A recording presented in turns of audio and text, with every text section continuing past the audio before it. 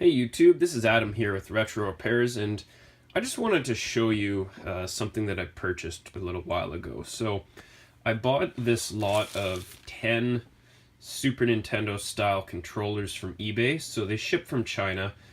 For these 10 controllers it cost me about $15 Canadian shipped. So I mean, you can do the math at a bit over a buck each, $1.50 each. You can't really expect high quality. So, I mean, this is what we got, and first couple of things that I notice here. This colored bit here, firstly, the color looks wrong, and it's a sticker versus what the normal ones look like. So I'm going to grab a normal controller, and I'll give you a little bit of a comparison. I'm also going to open one of these up just to see what it looks like on the inside. Okay, so on the bottom here, we have an original OEM Super Nintendo controller. So all the buttons, this is a good condition controller. It's been fairly cleaned, I think. So I mean, that's what you get when you buy a Super Nintendo. This is what you get when you buy from China. And I mean, it feels much lighter. I can't really show you that through a video, but I mean, it just feels a lot cheaper. The plastic feels lighter, maybe thinner. It doesn't feel like there's even anything in this. Whereas this one, it just has a much better build quality to it. I'm going to open the knockoff up, and I might even open up the original one just to kind of look on the inside and show you what the difference is. Okay, so this is the controller that I received just recently, shipped from China, and let's open it up and see what we got here.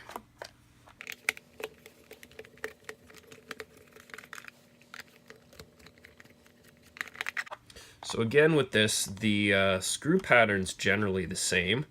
We have the 5 screws on the back that hold it all together. But what I'm going to be interested in seeing is, what does the circuit board look like?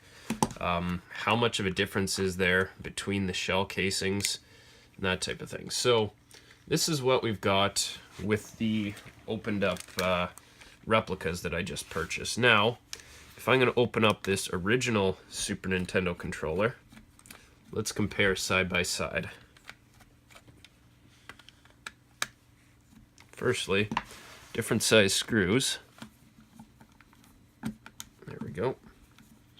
So the smaller screwdriver I was using for the replica didn't bite into these screws, so you got to use a slightly bigger one.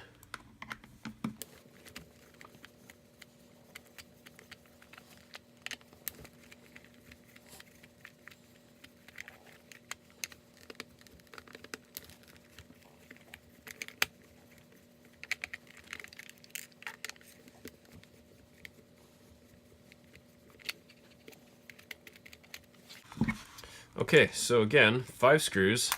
Screws have been removed, so we'll just lift the back off. And immediately you can see the original Super Nintendo board is quite a bit bigger. As well, if you look here, the pins that hold the left and right bumpers in place are metal, whereas this one, they're plastic. It looks like the cord is replaceable on this, while the cord is soldered in place on the replica version. Now, looking a bit more in depth at the back of the casing, let's see what we've got here. So let's put the screws off to the side. So the screws for one part are completely different. The ones on the right, this small black screw, this comes, whoops, this comes from the replica console, or replica controller. And the longer silver screws is what hold together the original Nintendo controller. So those are not interchangeable.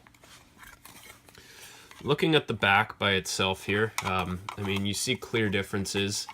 The original one's on the top, so it has these round moldings that help support the controller when you're pushing it on the buttons there, as that's where probably most of the stress is going to be pushed through onto the back of the controller, so it just makes it feel a lot more solid. That has been replaced with 3 little posts here on these replicas, so probably just cheaper and easier to make. It's also missing the cable guides at the top here, and again, a support in the middle, so that just doesn't exist on the replica. flipping them over, looking at it this way, I mean, nothing noticeably different except for the lack of printing on here. Now, out of curiosity, will this fit on an original Super Nintendo? The answer is kinda. I mean, it physically looks like it goes in there. It doesn't feel like it fits perfectly, but I mean, it seems to be okay, so it could be worse. Better question, does the original back fit on this Chinese back? And that's a hard no. It doesn't even come close to fitting. So, put those aside, time to look at the board. So, let's take the board out of this replica model, flip it over, and I mean, what you see is a very simple circuit board. So you have a couple of pads, and they are completed by pushing down on the buttons. Now, the original one is clearly a bit more complex. It's a little bit larger. Obviously, it says Nintendo on it. It's got this chip right here has been replaced on here with this blob chip. So there's a small microchip underneath here, and they just cover in this epoxy just so that it doesn't get banged up or anything like that. There's a couple resistors and capacitors on the board here on the original one, and those are nowhere to be seen on this. Perhaps they're included in the chip, perhaps not. I don't know. But oh, there's a couple resistors here on the back of the board, which were not present on the Nintendo one. So, a couple small differences there. But last thing we want to look at is kind of the shell here. So, taking a look between the two, with the Nintendo one now being on the top, much of the layout is fairly similar. There's a couple posts right here that don't exist on the Nintendo one, but you have the same general layout. So I wonder if these pads are interchangeable. So these are the pads that actually activate the buttons, and can I put this on the Nintendo one? Looks like it. It fits kind of loosely, but it generally seems to fit.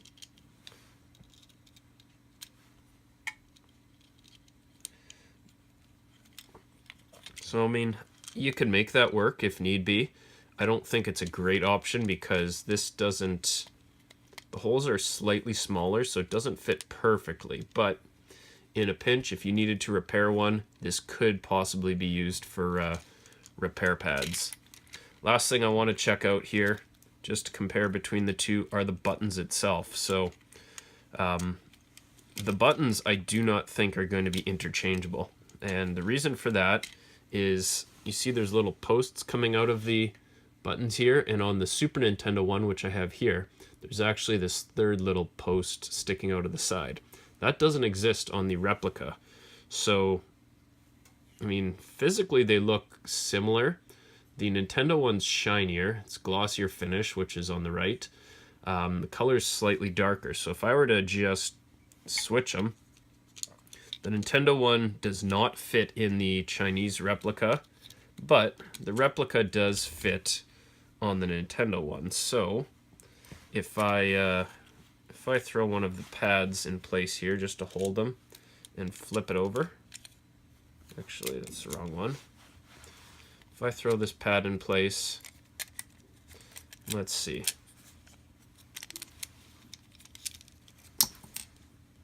Yeah, you can tell. Well, I can tell. Yeah, you can see it on the camera too. This one is the one that came from the replica controller, and that's the original Nintendo button. So they are a little bit different. I mean, again, in a pinch, if you had a button that was broken or something like that, you could make it work. Some of the parts would be interchangeable. So that's about it for this video. I just really wanted to kind of go through some of the differences and what you get when you order replica parts from shipping from China. So if you just need something in a pinch, you want a controller, you don't want to spend $15 to go buy one at a pawn shop or something like that. I mean, this could work. I bought these for the sole purpose of including with Nintendos that I resell. So when I like to resell them, I like to have two controllers. Where possible, I want to include at least one original Nintendo controller. But if I can include a second controller, even if it's a cheap one, I will. It doesn't cost me very much. It makes it worth the system worth more. It's worth more to the person buying it, since they're probably going to want to turn around and go buy another controller as well.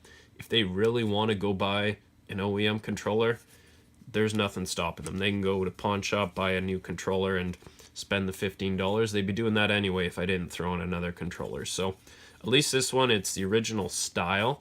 I don't really like the third-party ones that look completely different. So it's the original style, just it doesn't quite feel right. It doesn't look right, but it does the trick. So that's all I've got for today. Thanks for watching. I hope that this could be helpful and educational for someone. At least so give you an idea of what it is that you're looking at when you look at these super cheap controllers you find online. Decide for yourself whether it's worth it to you or not to spend the extra $10-15 and just buy a real controller somewhere that's somewhere online or from a pawn shop. But that's all. Be sure to like the video if you did, and subscribe to my channel. I've got a ton of videos where I do repairs and all sorts of retro game stuff. So check it out. Leave a comment below. Let me know what you think. Thanks a lot, and we'll see you next time.